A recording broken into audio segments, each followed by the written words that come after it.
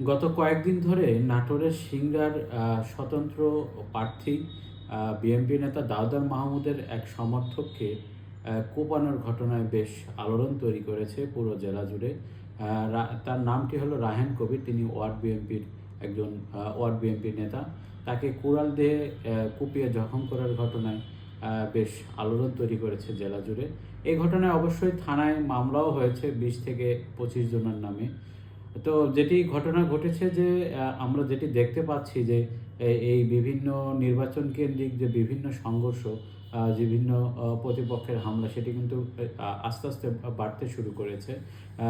তবে এই ঘটনাগুলো যারা বিএনপির ধানের শীষের প্রার্থী রয়েছেন এবং অপোজিট যারা প্রার্থী রয়েছেন, বিশেষ করে তাদের মধ্যে কিন্তু এই সংঘর্ষগুলো দেখা যাচ্ছে। আজকেও কিন্তু সিংড়ায় দাউদ মাহমুদের যে সমর্থক রয়েছে তাকেও কিন্তু কুপিয়ে জখম করে টাকা ছিনতাইয়ের একটি অভিযোগও আমরা পেয়েছি, এবং এই ঘটনায় কিন্তু থানায় অভিযোগও হয়েছে।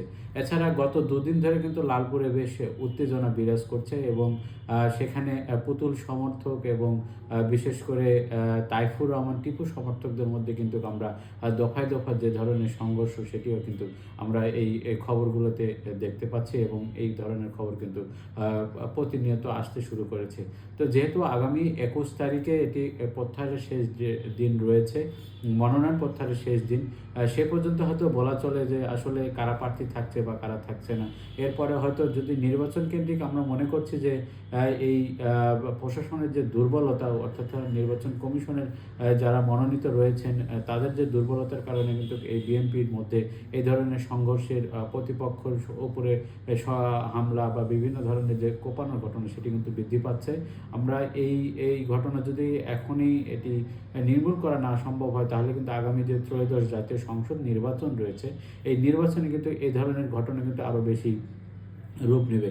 এবং আমাদের যেটি অভিজ্ঞতার আলোকে যদি বলতে পারি যে হয়তো 21 তারিখের পরে প্রতীক বরাদ্দের পরেই কিন্তু এই ধরনের সংঘর্ষের ঘটনা কিন্তু আরও বেশি বৃদ্ধি পাবে, এবং অভিযোগ, পাল্টা অভিযোগ, আমরা কিন্তু সে ধরনের ঘটনা কিন্তু ইতিমধ্যে শুরু হয়েছে।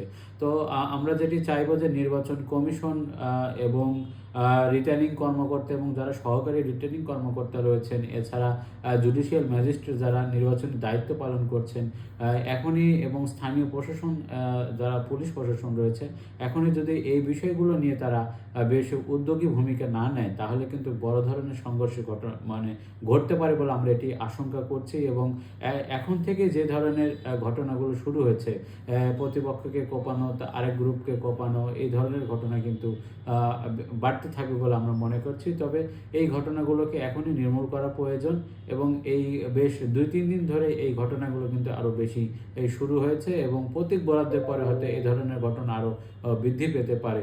তখন যখন প্রতীক নিয়ে যারা স্বতন্ত্র প্রার্থীরাও মাঠে থাকবেন, বিএনপি মনোনীত প্রার্থীরা যখন মাঠে থাকবেন, তখন এই ধরনের সংঘর্ষ কিন্তু আরও বেশি ঘটতে থাকবে। তবে এই মুহূর্তেই কিন্তু এটি কিভাবে নিরসন করা যায়, স্থানীয় প্রশাসন যদি এটি অ্যাক্টিভ হয় এবং উভয় প্রার্থীকে নিয়ে যদি তারা এটি সমঝোতা বা বৈঠক করে, তাহলে কিন্তু এই ধরনের ঘটনা অনেকটাই কমে আসবে বলে আমরা মনে করছি, এবং এই ধরনের ঘটনা যেন আর না ঘটে সেই প্রত্যাশা রইল আমাদের।